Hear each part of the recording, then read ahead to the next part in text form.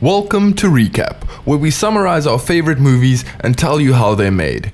My name is Deovolt and today we're looking at The Hug, a 2018 short film that basically asks, what if Chuck E. Cheese was actually trying to kill you? Spoiler alert, it does not end well for this birthday boy. Before we get into this bite-sized nightmare, make sure to like this video, subscribe and hit that bell icon, because if you don't, Pandori might just show up at your next birthday party. And trust me, you don't want a hug from this guy. Now before we break down the carnage, let's talk about how The Hug came to be. This short film was produced by Blumhouse Television, aka the same company behind Get Out, The Purge and Paranormal Activity. So yeah, these folks know horror. It was directed by Jack Bishop and Justin Nim, who wanted to make something fun, creepy and little nostalgic for everyone who grew up fearing the weird animatronics at family pizza joints. And let's be real, those things are terrifying. Their stiff movements, their dead eyes, the way they sometimes don't stop moving even when the power is off. I love it. But yeah, this short film taps into that primal fear perfectly. It was actually made as part of Hulu's bite-sized Halloween Film Festival series, which features quick, spooky shorts to scratch that horror itch under just 5 minutes. Alright, let's set the stage. The film takes place at Pandori's Pan Pizza Palace. It's essentially a knockoff Chuck E. Cheese, a fun, family-friendly pizza restaurant filled with kids, laughter, and overpriced arcade games. It's a kid's birthday party and everyone's having a great time. Well, almost everyone. We're also treated to a super catchy theme song. That I can't play for copyright reasons. You'll just have to take my word for it. Anyway. It's a new high score!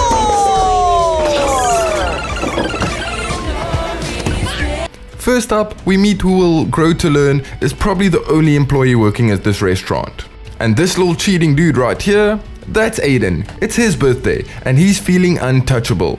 He wins more ticket at one machine than I've probably won in my entire life. Now let's make the panda put on a show for us. And he's instantly dislikable.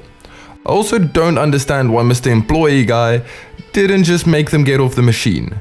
Like, you hold all the power in this situation. You could have just stopped all of the events that's about to happen by just doing your job. But anyway. So this little twerp wants to make Pandori put on a show for him, already foreshadowing his future as a cold-hearted Wall Street CEO with an addiction to dancing girls and sniffy dust. Unfortunately for little Aiden, the security guard says that Pandori is on a dinner break and won't be able to operate for at least an hour. Oh, hold on guys. Pandori's on his dinner break. He'll be back in an hour. Oh, come on. Really, dude? Yeah, really. What do you think this is? What do we think this is? Well, a restaurant where the main attraction is literally a single animatronic panda, so it's kinda weird that the panda isn't operational during restaurant hours. But hey, that's just me. Sorry, kid. It's dinner time. Even pandas gotta eat. It's a freaking robot. I'm with you, Aiden. That makes no sense. Maybe Pandori has to recharge, or the employee wants to go have a cigarette and perv on some sad divorced moms. I don't know. It's my birthday, and I want a panda show now. Okay, never mind. Aiden is back to showing us why his parents most likely got divorced. Yeah! Also, why is this little girl friends with him? She's wearing glasses, and in movies, that means she's smart. So why is she hanging out with the kid that probably tortures animals for fun? Well, let's find out. Yeah! Listen, you little... Kids, pizza's here! Yay, it's pizza time. Maybe the food here is better than the customer service, or the employees. Okay, this mom does not want to be here. Maybe even more than Mr. Employee Man. I mean, it's your kid's birthday, try a little. But at least now we know that there's another employee. Pizza waiter guy. Okay, no, form a line! Jeez, this employee has leveled up to assaulting children. Like, I know Aiden sucks, like a lot, but he's still like 12, dude. Control yourself. Maybe Mr. Employee Man and the mom just need to link up. I think it could bring them both a lot of happiness in life, and maybe they're both less grumpy and angry at everything all the time. All right. It's just pizza. Calm down. What? How did this kid just pickpocket the employee that fast? Maybe this kid is heading to jail even before he can rip off grandmas on Wall Street. First of all, plates away from the pizza. There we go. And what is the deal with this employee? Besides Pizza Guy, is he the only one working here? One moment this man is working with animatronic machinery, the next he's dishing out pizza. I think I'm starting to get why he's so grumpy. Give this man a raise. There we go. All right. Pizza for you. Okay, that's super loud. How is our only two employees not hearing this? And those lights definitely lit up the whole restaurant. I have so many questions. This mom is not winning any awards anytime soon. How did Aiden figure out that control panel so quickly? This kid is not just a pickpocket pro, but he's also apparently a tech genius. This kid is definitely starring in the next heist movie. Ladies and gentlemen, put your hands together for Pandori the Panda! And here is the reveal. Our new friend Pandori, the restaurant's resident animatronic mascot. Pandori's got the look of a friendly, huggable panda. If said panda had a secret thirst for human souls. He's supposed to sing and entertain kids, but honestly, he looks like Kung Fu Panda's older brother who has been to war, seen some stuff, and now has PTSD, night terrors, and an opiate addiction. Hi, I'm Pandori the Panda. Yeah, that's a face only a mother can love. I wonder what thoughts hide behind those cold, dead eyes. Definitely nothing good. Aiden is looking pretty scared for someone with his level of douchebaggery. Pandori asks him for his name, What's your name? and Aiden shows his mom's clear lack of parenting by giving a stranger his name. Aiden. And it gets worse. Pandori offers Aiden a hug, and he does what every horror movie kid does. He ignores the clear signs of danger, because if kids in horror movies were responsible and safety conscious, we wouldn't have any horror movies left. You gotta come give me a big fat hug. Oh, come on. Don't be shy. Aiden walks right up to Pandori, and that, my friends, is what we in the horror business call a big ol' mistake. Okay, the tail wag is just extra weird. Like, is this another pedo animatronic? Is this just Willy's Wonderland in black and white? He does look fluffy though. Anyway, moving on. At first, nothing happens. Pandori just stands there, motionless, holding his arms out for the hug of a lifetime. Oh, shame. Maybe all poor Aiden needed was a hug.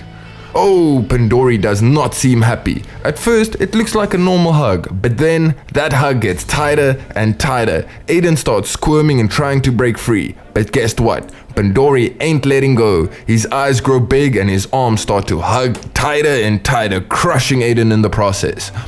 Has this kid thought about ducking to slide out of Pandori's grip though? He does not seem like he's trying to actually escape at all, just like wiggling around. I can't breathe! Help! Somebody! Ah! Mommy! Mom!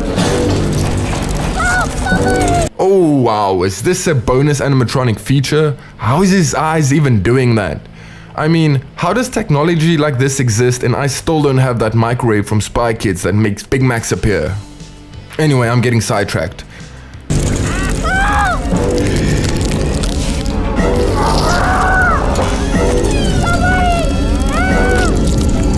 Side note, how is this mom not hearing him scream?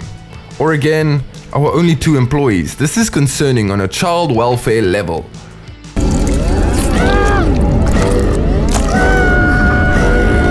What the heck?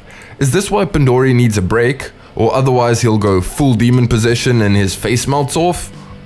Cool, noted for if I ever buy a panda animatronic, I guess. All right, everybody calm down. We got it. There's one for you. Don't drop that. Yeah, there you go. Ah, look what you did. Okay, so Aiden is getting crushed to smithereens in viewing distance of the table, to the point where both these two kids can see. but somehow no one can hear him shouting for his life. Okay then. There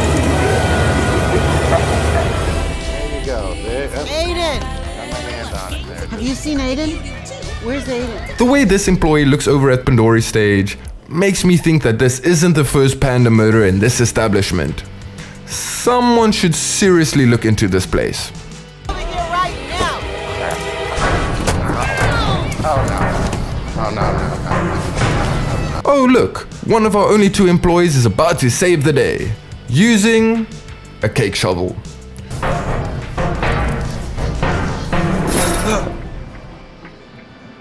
And just like that, Pandori is back to standing still like nothing ever happened. The party keeps going on, the pizza still sucks, and nobody knows where the birthday boy went.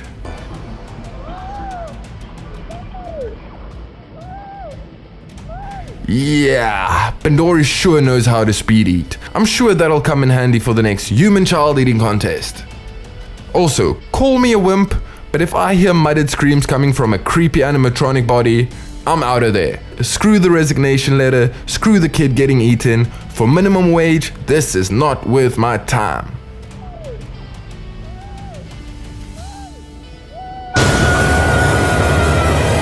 Oh man, Pandori seems to be having some real bad indigestion now. Remember kids, always chew your food 32 times before swallowing. I never understand where the victims go inside an animatronic. Like, aren't these things filled with wires and electronics? But then again, I guess we are dealing with a supernatural panda, so science isn't really part of the equation.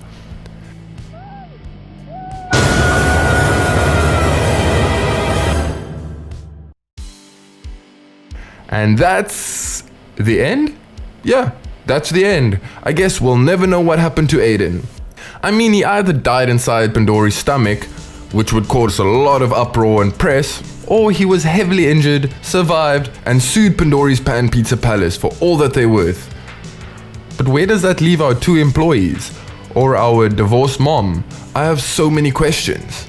It's such a weird ending. I mean, realistically, Pandori gets the pizza beat out of him, and that's the end of the story. I don't see him fighting his way through a full arcade, and even if he does, the police would most likely fill him with holes once he reaches the outside. A giant mechanical panda isn't really the most stealth criminal out there. But hey, that's why animatronics should rather attack at night, when the pizzeria is empty. Come on Pandori, it's basic animatronic horror 101. So what makes the hug so effective?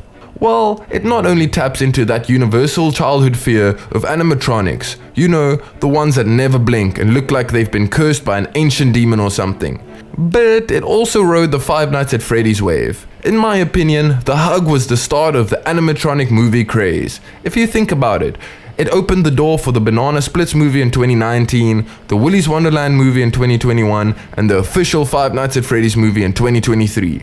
It's also just a nice, short little horror film. Fast, creepy, and it gets straight to the nightmare fuel.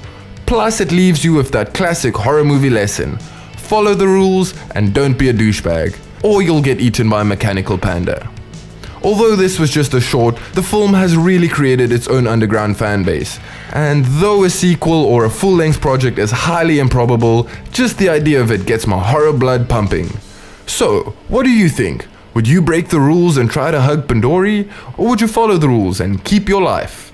Anyway, what movie should I cover next? Let me know in the comments below. And if you enjoyed this recap, make sure to like, subscribe and hit that bell, because we've got plenty more horror breakdowns coming your way. Stay spooky, and remember, sometimes rules are there for a reason. Until next time, I'm Deervolt and this has been Recap.